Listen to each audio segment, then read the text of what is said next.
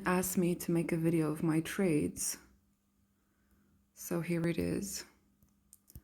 This is today, November the 18th. This is last week. It was a very good week, as you can see, very small losses.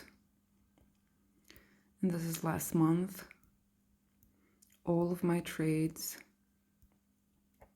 including my losses. As you can see, I do have multiple losses in a row, but that's not a problem. So again, wins, losses, break-even trades, trades that I close because I don't like the way they're developing. Again, multiple losses in a row.